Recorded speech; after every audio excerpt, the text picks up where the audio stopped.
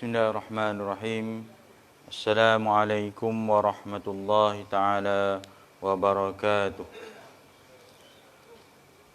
Nabda hadzal majlis biqiraati ummul kitab Al-Fatihah. A'udzu billahi minasyaitonir rajim. Bismillahirrahmanirrahim. Alhamdulillahirabbil alamin. Ar-Rahmanir Rahim. Maliki yaumiddin. Iyyaka na'budu wa iyyaka nasta'in. Ihdinas siratal mustaqim. Siratal ladzina an'amta 'alaihim ghairil maghdubi 'alaihim waladdallin. Alhamdulillahirabbil alamin. Wassalatu wassalamu ala asyrafil anbiya'i wal mursalin wa ala alihi wa sahbihi ajma'in.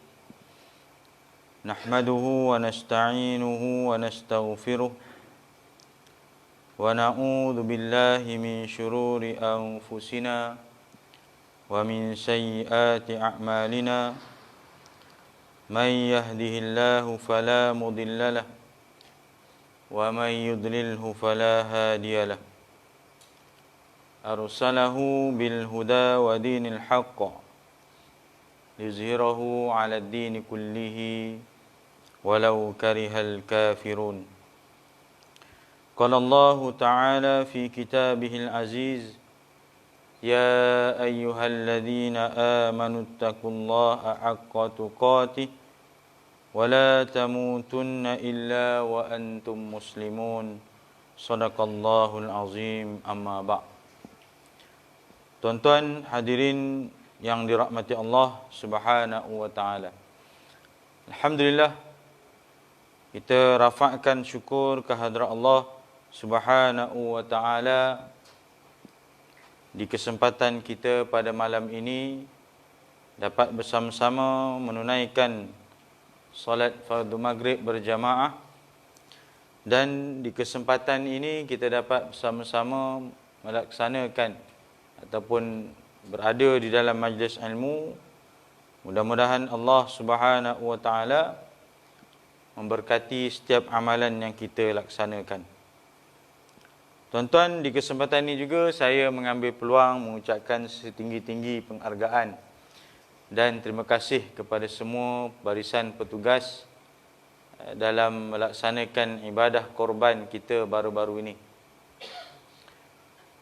Yang ini adalah merupakan kali pertama kita laksanakan ibadah korban dalam keadaan penuh SOP yang telah ditetapkan. Walaupun dengan petugas yang agak terhad, 20 orang petugas, 4 ekor lembu, alhamdulillah dapat selesaikan dengan baik, dengan teratur dan berjalan dengan lancar. Semoga segala usaha dan pengorbanan tuan-tuan dalam apa jua yang kita lakukan diterima di sisi Allah Subhanahu Wa Taala, kerana kita memudahkan usaha orang lain untuk melaksanakan ibadah korban. Jadi kita pun insya-Allah akan dapat pahala walaupun kita tidak menyertai ibadah korban tersebut, tetapi kita membantu menguruskan ibadah korban itu, insya-Allah kita juga akan beroleh pahala di sisi Allah Subhanahu wa taala. Baik tuan-tuan yang dirahmati Allah Subhanahu wa taala, jadi malam ini seperti biasa kita akan sambung kuliah kita berkaitan dengan fiqh munakahat, yang mana kita masih lagi berada pada bab ataupun tajuk yang berkaitan dengan rukun nikah. Kita dah sentuh sebelum ini rukun-rukun nikah yang berkaitan dengan suami, kaitan dengan isteri, berkaitan dengan ijab dan qabul. Jadi malam ini insya-Allah kita akan teruskan, kita akan sambung tajuk ataupun rukun yang seterusnya, iaitu yang berkaitan dengan wali. Kerana wali ini adalah merupakan satu yang penting. banyak permasalahan yang berkaitan dengan soal perkahwinan ini berkaitan dengan hal-hal yang berkaitan dengan wali ini. Jadi sebab itu perlu difahamilah dengan jelas ya, isu yang berkaitan dengan wali ini. Kerana dia akan menentukan sah atau tidak sahnya nikah perkahwinan sesuatu pasangan itu. Apatah lagi jika ada yang menipu. Ya. Macam baru-baru ni saya ada satu pasangan dia nak bernikah. Ya. Asalnya dia kata wali wali tak ada. Ya. Kita tanya wali mana? Tak tahulah. Sejak dari kecil saya diserahkan kepada keluarga angkat. Saya pun tak tahu mana wali. Istilahnya wali ghaib. Ya. Jadi kita tanyalah selidik supaya nakkan kepastian. Agar tidak timbul masalah di kemudian hari. Selidik, tiba-tiba dia ubah pengakuan pula. Katanya dia anak tak sah taraf. Anak tak sah taraf. Jadi kita tanya betul-betul sebenarnya yang mana satu betul? Wali yang ghaib ke atau anak tak sah taraf? Sebab bila dia pergi ke mahkamah, dia tengok rumit. Ya. Kes wali ghaib ni rumit sikit tuan-tuan. Wali hilang. Dia bukan meninggal, tapi wali hilang. Hilang ni tak tahu sama ada meninggal ke atau hidup ke. Meninggal tak ada bukti, hidup pun tak tahu di mana. Itu namanya ghaib. Ya. Jadi wali ghaib ni biasanya kalau masuk ke mahkamah, dia akan bagi satu tempoh masa untuk kita iklankan, ya. Sama ada iklan di media sosial ke, iklan di surat khabar ke, atau di mana-manalah. Tempoh dia ada bagi satu tempoh. Bila tak ada apa-apa respon daripada iklan itu, barulah boleh dia proceed untuk pergi seterusnya dapat wali hakim. Jadi panjang masanya. Jadi bila dia tengok begitu, ya leceh lah dia kata. Dia ubah pula statement. Dia kata, saya sebenarnya anak tak sah taraf. Dia ringkas cerita. Anak tak sah taraf. Ya. Anak tak sah taraf ni, dia taklah sebagaimana rumit wali ghaib ni tadi. Dia punya proses dia tu. Jadi sebab itu kita nak clear. Biar betul-betul. Kalau tak sah taraf, tak sah taraf. Wali ghaib. Ya. Memang kedua-duanya adalah merupakan wali hakim. Tapi prosesnya adalah proses yang berbeza. Sebab itu wali-wali pun kena ambil tahu. Apatah lagi dalam kes yang walinya dah berpisah dengan mak. Banyak berlaku. Dia dah bercerai. Suami isteri bercerai. Kemudian mungkin anak-anak ni duduk dengan mak lah. Biasanya duduk dengan mak. Lama lah. Mungkin dah 10-20 tahun cerai ni dah lama dah. Jadi bila anak ni dah dewasa, anak perempuan, nak kahwin. Bila nak kahwin, maka dia perlu ada wali. Walaupun dah bercerai, bapanya itu tetap jadi bapa dan tetap wali dia. Walaupun dah bercerai 10-20 tahun. Dia tak boleh mengubah status wali itu. Sebab itu, bila bercerai, biarlah bercerai itu hubungan suami dan isteri sahaja. Tetapi, hubungan ayah dengan anak, ataupun mak dengan anak, jangan dipisahkan. Sebab akan menimbulkan masalah nanti. Jadi bila nak kahwin, carilah wali. Wali mana? Wali saya, ayah saya dah bercerai dengan mak lama dah, 20 tahun. Lepas tu kami memang tak jumpa dah, tak ambil tahu dah. Ayah pun dah kahwin lain dah seronok orang dan kahwin lain dah. Carilah. Kena usaha cari dulu. Dah yakin tak jumpa, barulah buat permohonan. Ataupun ada bukti bahawa dia meninggal dan sebagainya, barulah boleh berpindah wali tersebut. Kalau tak, kena teruskan dengan wali yang sedia ada. Jadi sebab itu wali ni jangan kita ambil pandang rendah. Terutamanya tuan-tuan kita, tuan-tuan yang dah peringkat macam ni peringkat wali lah. Ke peringkat jadi pengantin? Peringkat jadi wali lah kan. Maknanya kena ambil tahu ni. Ya. Begitu juga dengan susunan dan tertib wali. Kena ambil tahu. Sebab pernah berlaku ada akad nikah yang terpaksa dinikahkan semula kerana nikahnya menggunakan wali yang tidak mengikut tertib susunan. Dia bukan boleh main pilih aja wali, tak boleh. Ya. Ayah meninggal.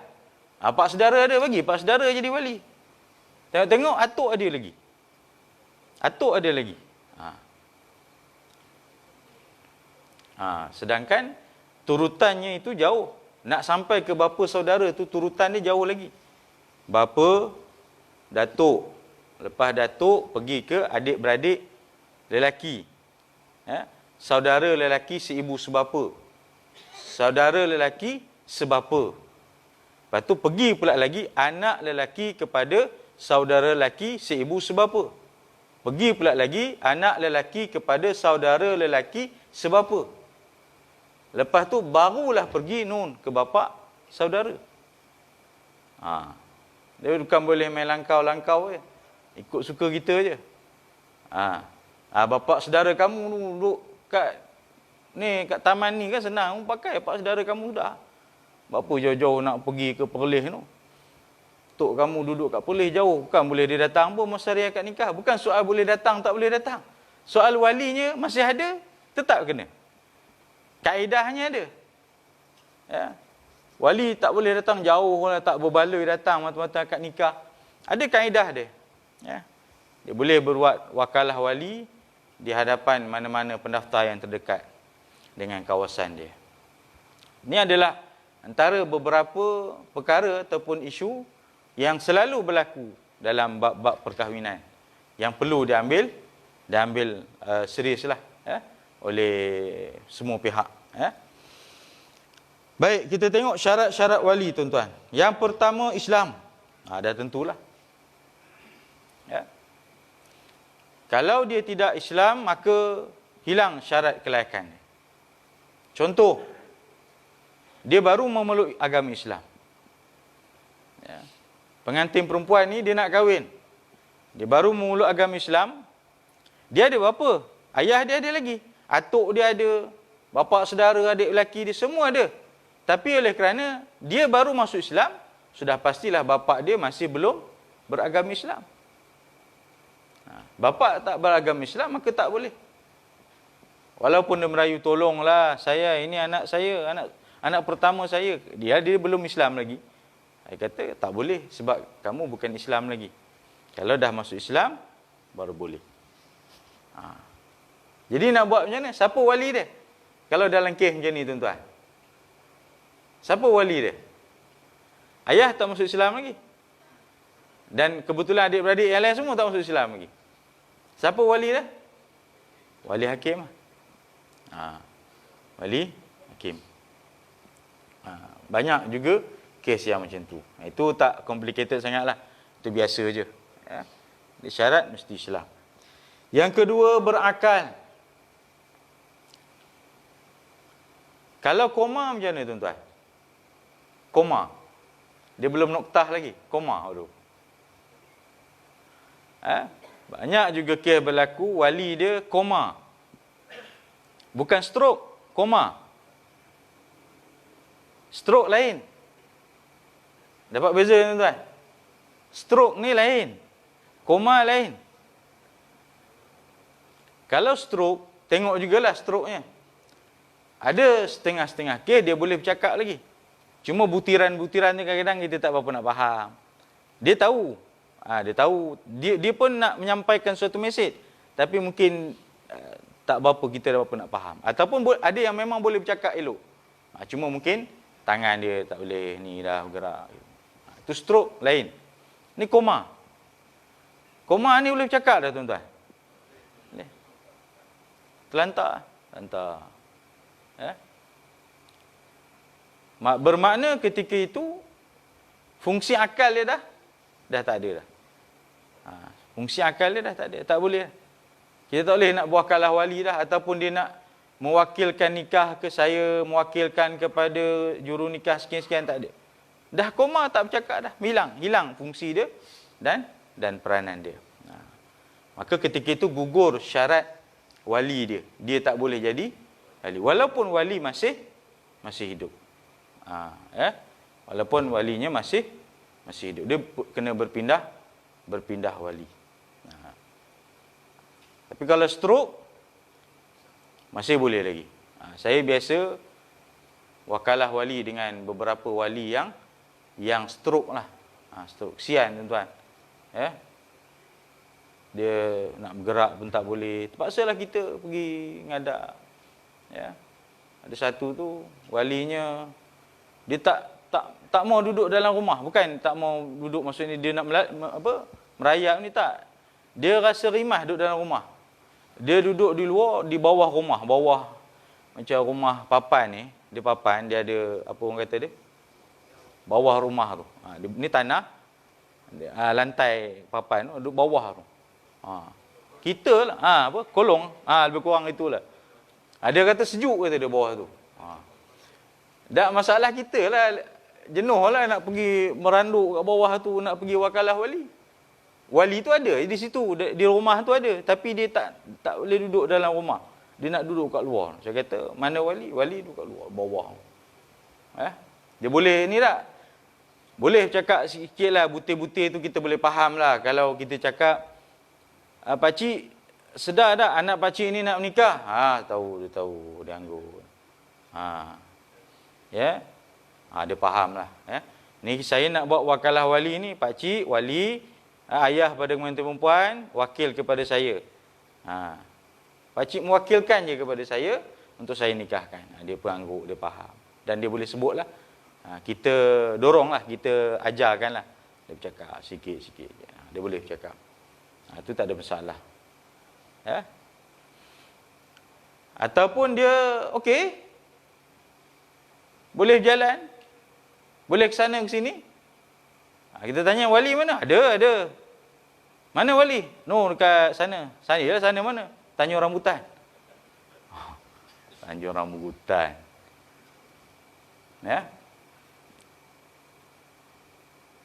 Kalau hilang dia punya akal itu, dia dah tak boleh fikir dah, maka juga sama, gugur syarat wali dia. Pergi tanya, pakcik kami datang ni nak bagi tahu anak pakcik ni nak nikah. Pakcik ni wali dia. Ya, pakcik setuju. Dia kata, pakcik setuju. Alhamdulillah. Setuju apa? Pakcik setuju kalau pakcik kahwin lagi, kata dia. Sudah, kita cerita lain, dia faham lain. Maknanya memang dah kita pun faham. Dah dia duduk di situ tu memang dah hilang lah dia punya kewarasan akal dia tu. Hilang akal dia, maka gugurlah syarat wali. Walaupun wali itu masih hidup. Ayah dia masih hidup. Sebab itu panjanglah, nanti kita tengoklah beberapa persoalan yang berkaitan dengan wali ini. Yang itu wali yang ada, wali yang ada boleh gugur syaratnya. Wali yang kita tak nampak pun belum tentu gugur syaratnya. Macam saya kata wali gaib tadi. Dia gaib tapi belum tentu gugur syaratnya. Sebab kalau ada bukti dia hidup. Iklan tiba dapat panggilan. Saya kenal ni yang kamu iklankan ni. Alhamdulillah. Kat mana ya? Boleh tak bagi tahu saya kat mana alamat dia? Boleh. Mai jumpa saya. Tunggu dekat mana? Kat simpang sekian. Pakcik bawa kan. Bawa. Terima kasih banyaklah pakcik, tolong saya, bantu saya. Di mana ayah saya? Sinilah kita. Mana? Ni. Tanah kubur ni. Lah, udah meninggal ke? Ayah kamu, memang saya kenal ayah kamu, tapi dia dah meninggal. Dah meninggal. Clear? Ada bukti bahawa ayah sudah meninggal. Jadi bila meninggal, baru boleh pindah wali. Tak payah pergi wali hakim. Dipindahlah ikut tertib susunan wali tadi tu. Ya? Kalau ada datuk, pergi ke datuk. Datuk dah meninggal, baru turun ke adik-beradik, laki. Ya? Begitulah seterusnya. Baik, yang ketiga, baligh. Ada ke wali yang tak baligh lagi? Tuan-tuan, kita jangan bayang wali itu ayah. Bukan semua kes wali itu ayah. Ada kes tertentu wali itu adik. Adik-beradik. Ayah mana? Ayah dah meninggal. Atuk pun tak ada, dah meninggal. Dia akan pergi turutan ketiga, ialah adik-beradik. Saudara lelaki, si ibu sebapa. Ada adik-beradik lelaki tak? Ada. Okeylah. Clear? Ya? Kamu anak berapa? Saya anak yang sulung. Adik-beradik lelaki ada berapa? Adik-beradik lelaki saya seorang je. Habis yang lain semua perempuan. Berapa perempuan? 8 perempuan, seorang lelaki. Okey, tak apalah. Asalkan ada adik-beradik lelaki, okey lah. Boleh lah jadi wali. Ya? Esok bawa wali kamu, kita wakalah wali. Esok datang dia dukung ke? Siapa ni? Ya, inilah wali saya. Siapa dia? Ni adik saya. Adik baru berumur berapa bulan. Ya? Ataupun baru pegang. Mana adik kamu ni? Adik baru darjah 3. Ya? Kata balik. Yalah, kita tanyalah. Kalau ikut syarat biasa ni, kalau takat darjah 3 ni dah lagi. Dia tanya dia, kamu dah balik ke belum? Balik tu apa ya pakcik? Dia tak faham lah tu. Ya? Kamu dah mimpi ke belum? Mimpi tiap-tiap malam ada mimpi, kata dia. Dia pun tak faham mimpi. Maknanya belum balik. Maknanya dia pun, walaupun dia adik-beradik lelaki, maka dia tak dapat juga jadi wali. Sebab dia tak cukup syarat. Dia tak balik lagi. Barulah pindah kepada tertib susunan wali yang lain pula. Ya? Dia bukan terhenti di situ sahaja. Okey. Boleh faham tuan-tuan? Boleh ya? Jadi bab wali ni kena faham betul-betul. Sekarang nanti jadi masalah jenuh. Ya?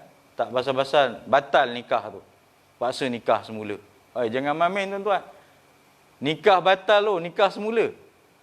Menggunakan wali yang sepatutnya. Dulu saya cerita yang tu dia jauh lah daripada wali sebab dia bukan wali. Ya, iaitu dia ayah angkat. Dia ayah angkat. Tapi dia jadi wali kepada anak angkat dia tu. Sedangkan tak boleh.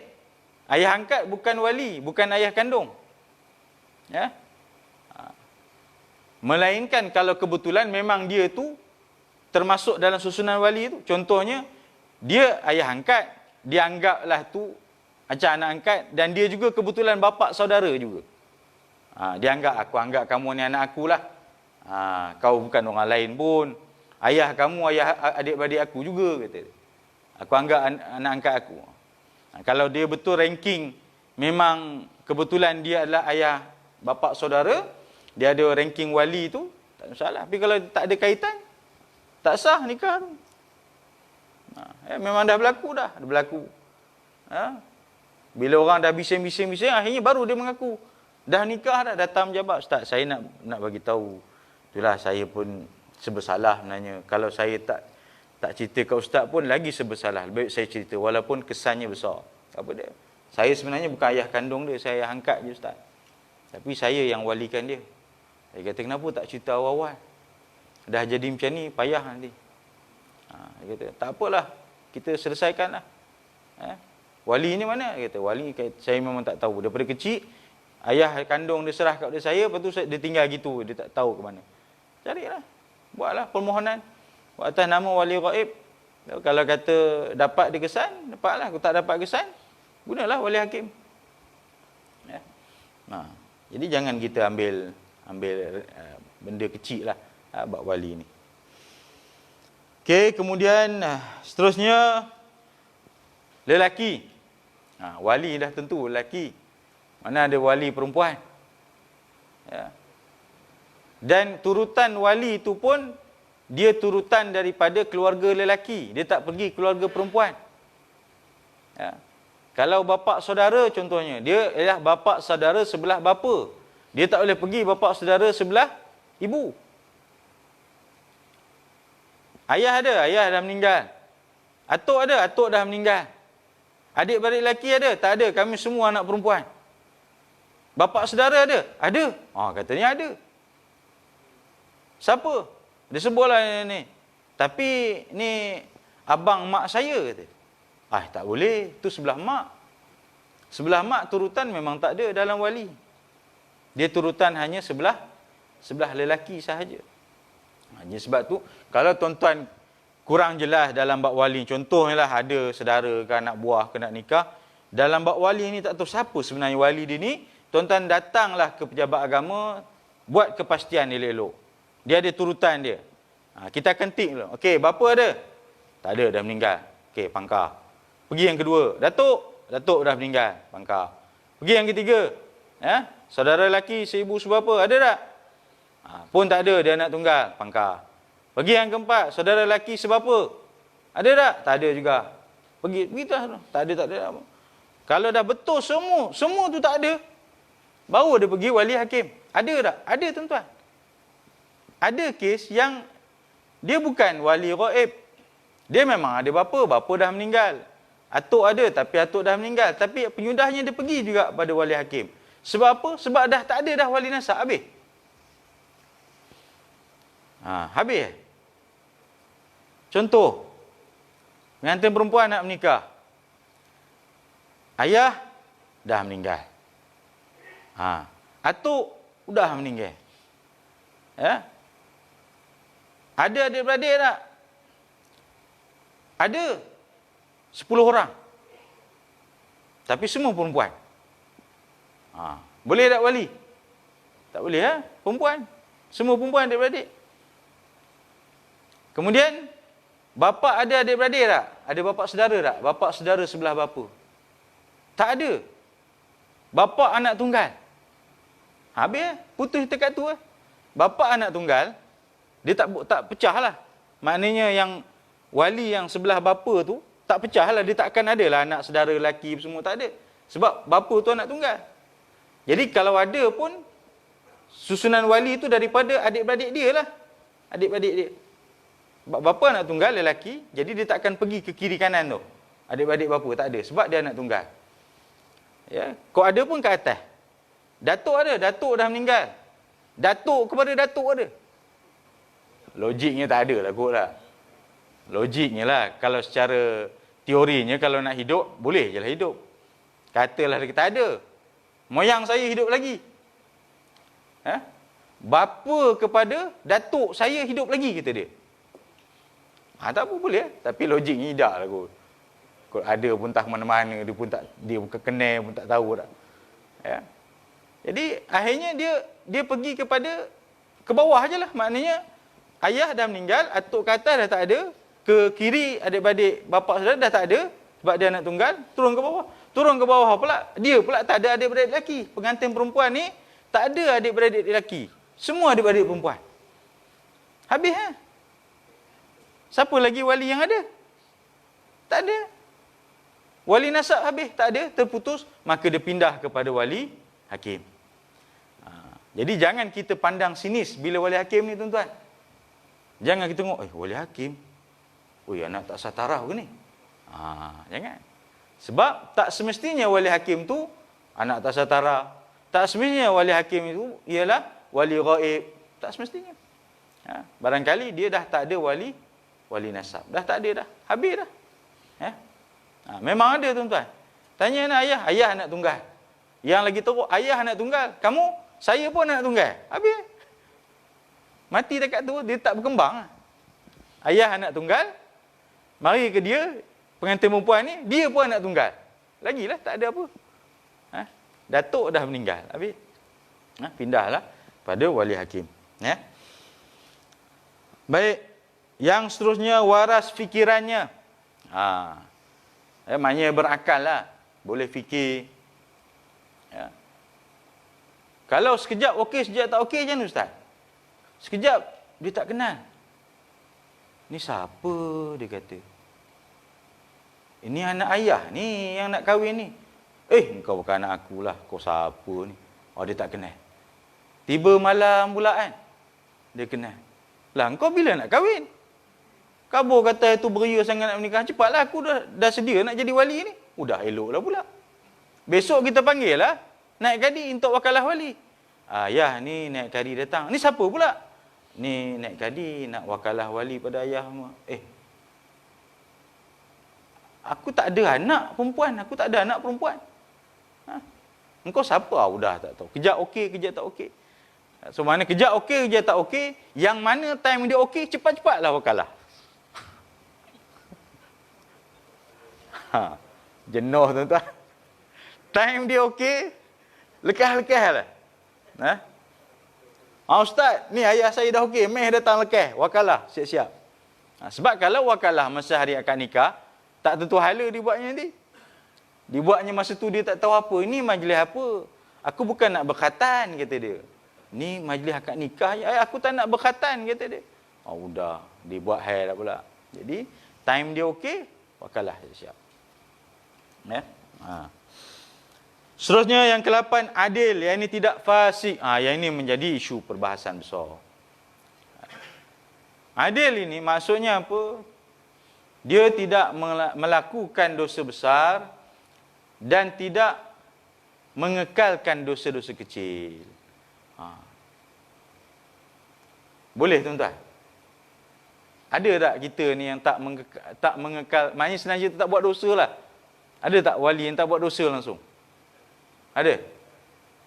Ada tak? Susah ni. Kalau ikut syarat adil ni, tak layak dah jadi wali ni.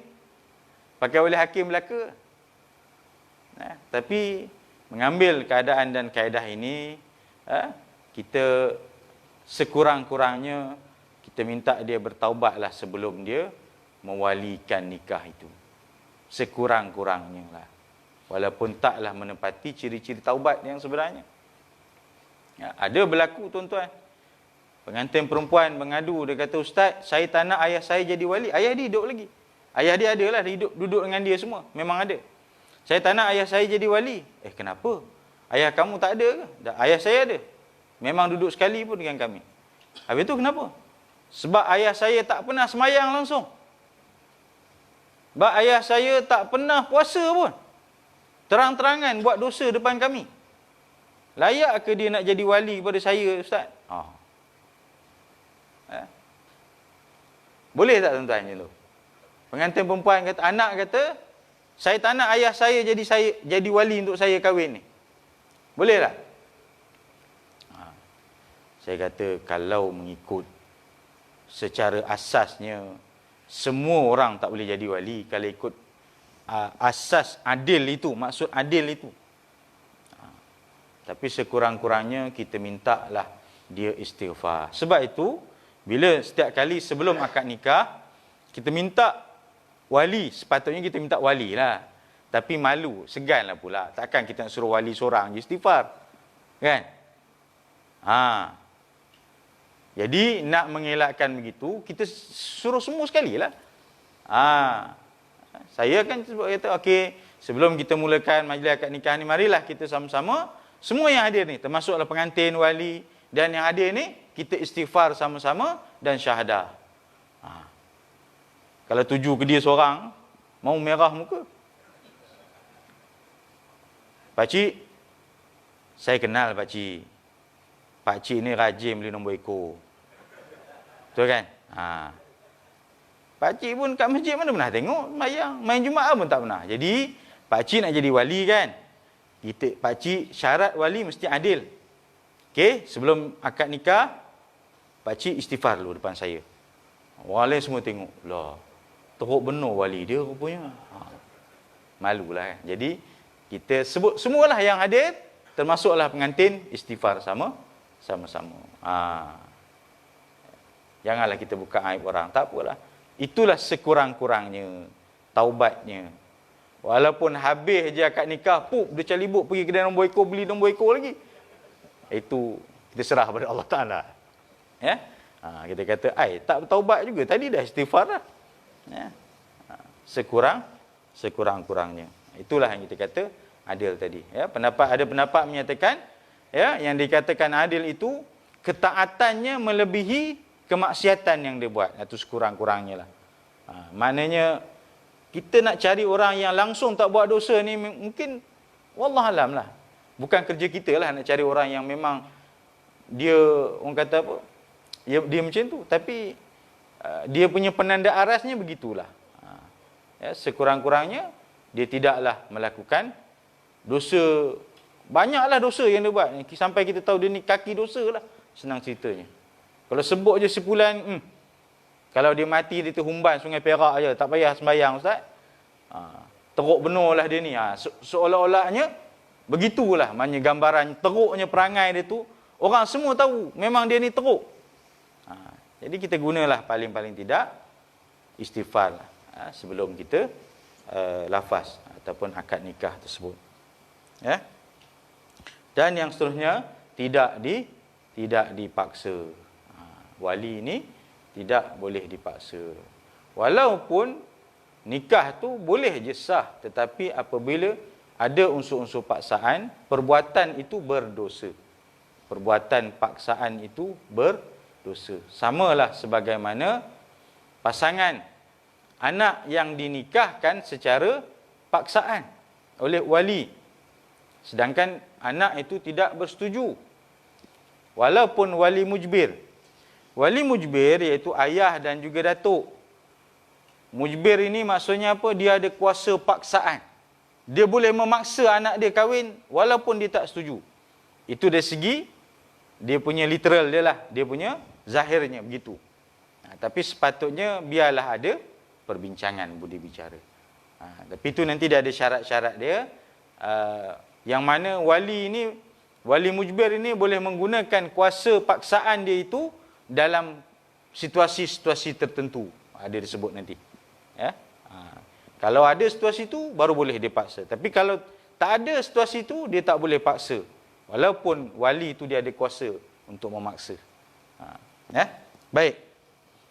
Jadi itulah yang dikatakan syarat-syarat wali. Dan satu lagi saya tambah, yang ini kita dah sebut dah pada bulan yang lalu, iaitu wali tidak berada di dalam ihram. Ya.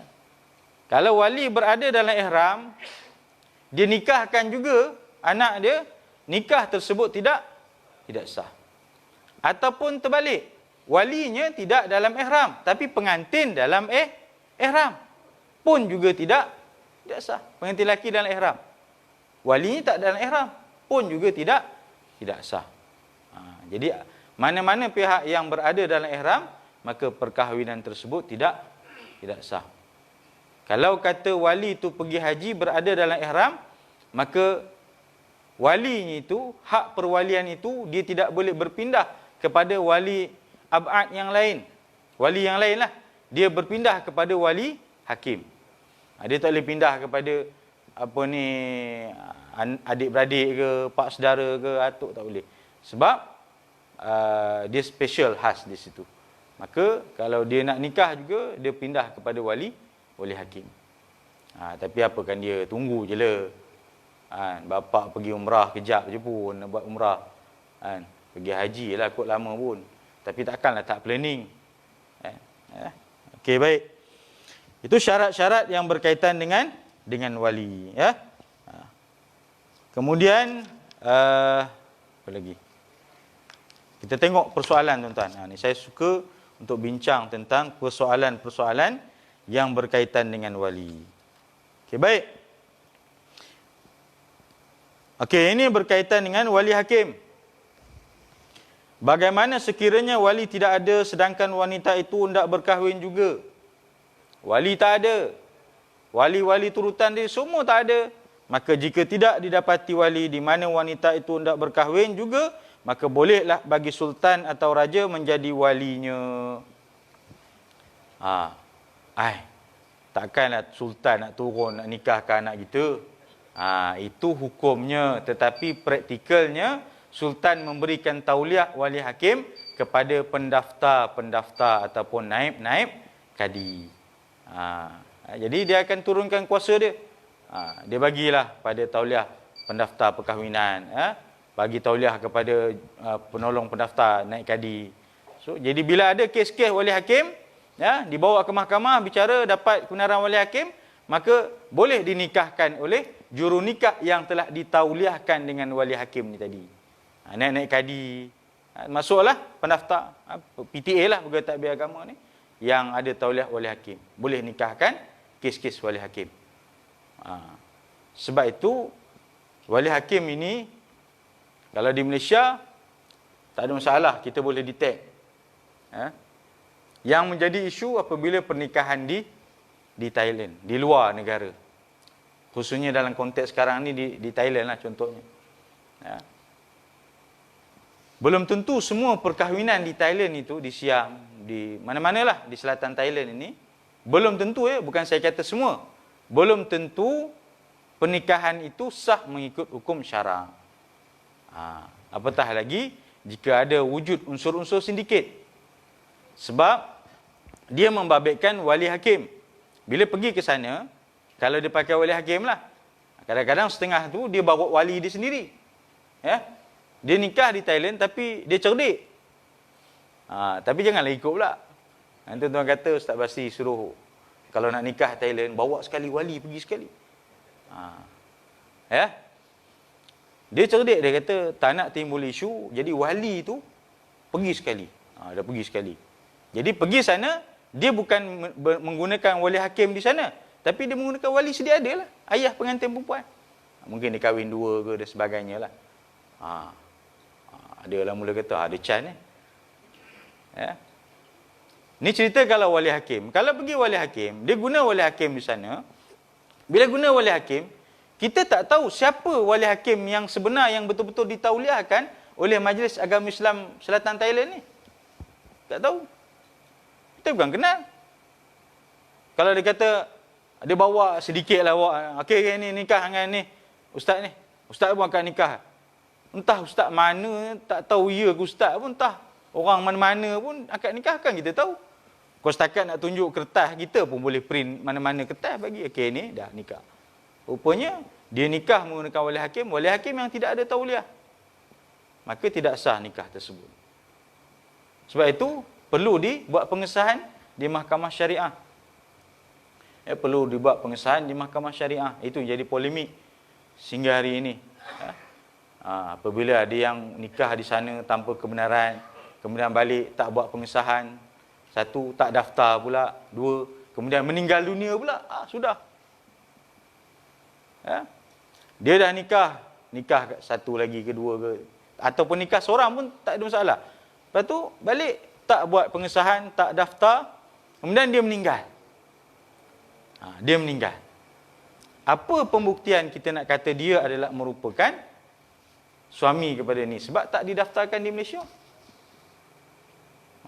Yang jadi mangsa yang lain-lain lah, anak-anak, isteri. Tu belum cerita kalau yang ada yang kahwin tambah lah ni, yang melalui tidak ikut prosedur ni. Bila meninggal, hari pengebumian datang, satu keluarga datang. Awak ni siapa daripada tadi saya tengok beria sedih benar kat kubur laki saya ni dengan anak-anak kecil ni, awak ni siapa sebenarnya ya? Minta maaf lah. Kan? Saya tertanya-tanya juga dari tadi kan, sebab setahu saya tak ada pula kawan suami saya sebelum ni datang, kamu datang jumpa saya, tak ada. Sebenarnya saya nak bagi tahu, saya lah isteri kedua arwah ni. Sudah. Kawan dah meninggal dah. Yang hidup ni lah yang nanya ni. Kalau kata boleh bincang tak apa. Kalau dah bergaduh kat kubur tu juga nak bergaduh kan. Belum cerita kalau kata ada pampasan, ada apa ni, pencen lah, macam-macam. Sebab itu benda tu nampak isunya berkaitan wali saja, tapi boleh jadi nikah tak sah. Banyak tuan-tuan, ada nikah yang dia pergi di sana, bawa ke mahkamah, mahkamah kata nikah tu tidak sah. Habis. Nikah tidak sah dan perlu menjalani proses pernikahan di Malaysia mengikut prosedur pula. Kan dua kali kerja. Dah nikah lagi sana susah payah, bayar pula sedikit lah apa benda, ribu-ribu, balik-balik tak sah. Lepas tu nikah pula balik ikut prosedur. Baru ni saya ada itu satu kes. Macam-macam. Dia kata, ustaz boleh tak cepat? Saya kata, cepat macam ni? Tengah PKP, mana boleh nak nikah? Masa awal-awal dululah. Masa awal dulu, memang tak boleh lagi. Bila dah pertengahan tu baru, boleh nikah di pejabat. Masa awal kata, tak boleh. Saya kata, tak, memang tak boleh. Tak dibenarkan. Tolong ustaz ni buat visa. Bakal isteri saya. Bakal pula. Visa isteri saya yang dia nikah kat Thailand ni, dah nak habis dah. Saya kata, itu bukan masalah saya. Saya kata, sebab saya pun terikat dengan peraturan. Saya kata, saya bukan boleh buat sebarangan. Biar je lah.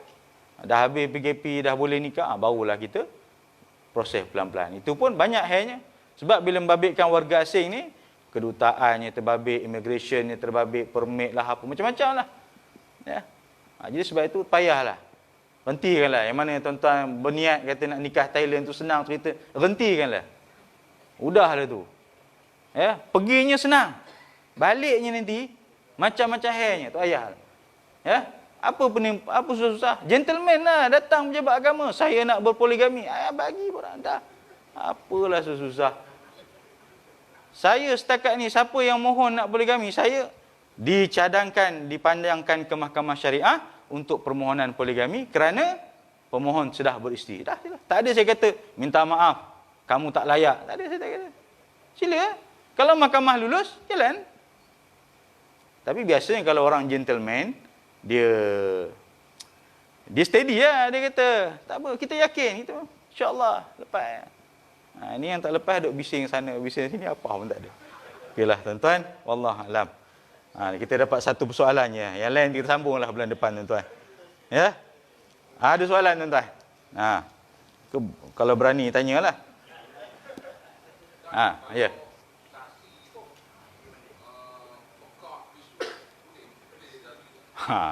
Saksi ada tajuk ni lepas ni.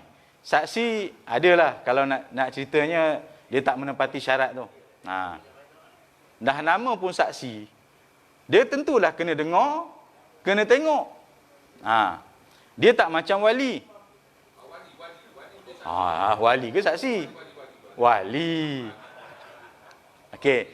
Kalau wali, dia boleh faham bahasa isyarat, guna bahasa isyarat. Tapi kalau bahasa isyarat pun tak faham, kita tulis pun dia tak faham, tak boleh. Gugurlah syarat wali. Tapi biasanya kalau kata dia bisu sekalipun, dia pekak sekalipun, dia masih boleh faham. Cuma ialah mungkin perlu naik kadi yang juru nikah ni perlu berusaha keras sikitlah. Yang bisu ni boleh tahan lagi. Dia biasa orang bisu, dia ada bahasa isyarat dia. Yang pekak ni yang susah sikit ni. Ya. Kita nak wakalah wali ni. Pakcik, kita nak wakalah. Ya. Saya baru ni, ya. Cerita lain lah, bukan cerita wali lah. Imam. Bukan sinilah, tempat lain lah. Bukan sini, dah. Ya. Tuan-tuan, Allah Akbar. Saya di sini, dia depan ni je. Penilaian. Panel kita ni menilai semula imam yang nak disambung ni. Umur pun Allah Akbar. Kita kata, pakcik, bukan pakcik, kita kata imam lah. Imam, lepas takbir, baca Fatihah. Lepas Fatihah, terus rukuk. Lepas rukuk, naik balik, baca doa kunut. Kita nak dengar. Dia pun buat bela-bela gitu je. Okey, mula pakcik, mula. Angkat takbir. Habis Fatihah, terus dia sujud. Pakcik, kunut pakcik, kunut. Buat dia naik. Pakcik, kunut pakcik, kunut. Pindah orang lalu. Ustaz. Patutlah. Padahal depan ni je. Tu cerita lain lah tuan-tuan. Ya. Tapi wali, ya, kalau kata dia boleh faham apa juga isyarat, tulis ke, bahasa isyarat tangan ke, masih lagi dia layak untuk jadi wali. Jangan risau. Ada soalan lain? Boleh Imam? Apa cerita wali pula? Ini cerita pasal pengantin. Ada lain soalan? Haji?